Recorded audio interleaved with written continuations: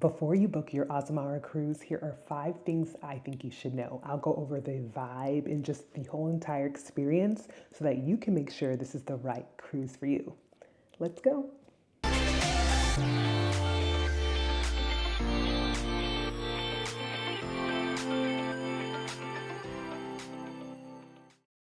We did the Mediterranean cruise.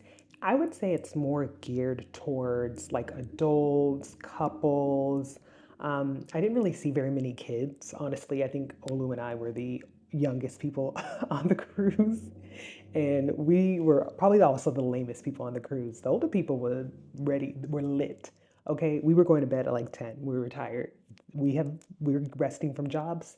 They were retired. Looked a little different. But yeah, you didn't really see like a lot of like water slides, a lot of entertainment. There's not like a kids club, things like that. So although it isn't like adults only, so it's nice, I guess, if you have like a baby or maybe like an older child who's more into the experience, rather than like having, like a kids slide, kids play type environment, that would be good. But I would say it's geared more towards adults. So something to definitely keep in mind. This is not like, the Disney Cruise Line, okay?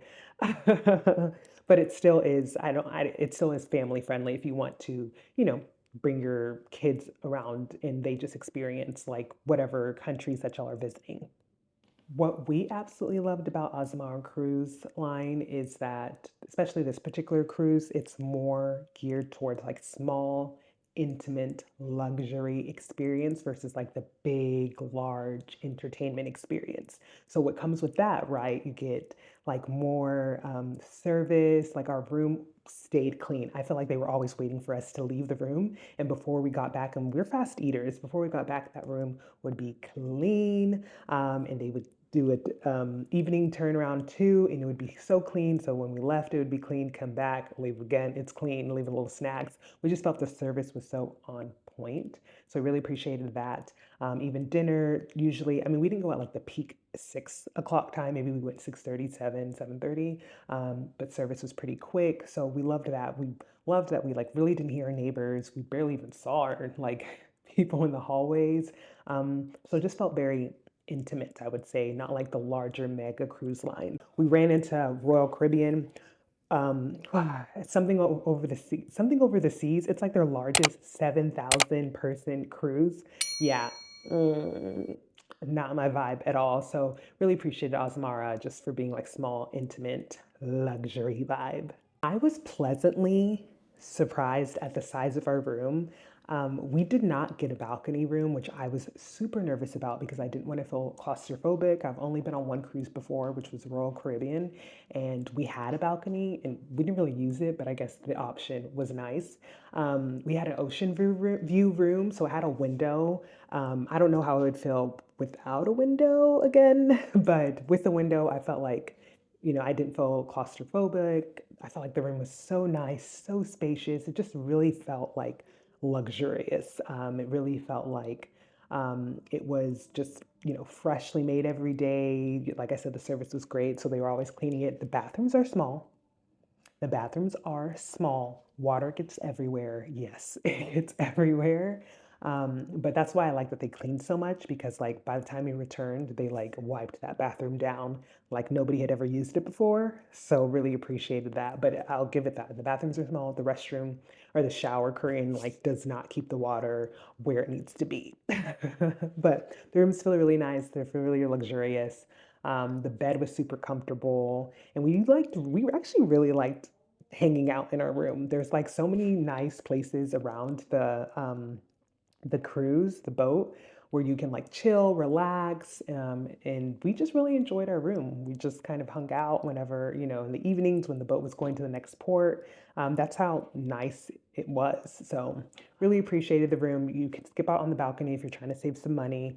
You don't need it, and you're probably not going to be out there. Just wait till you get to the port and go outside.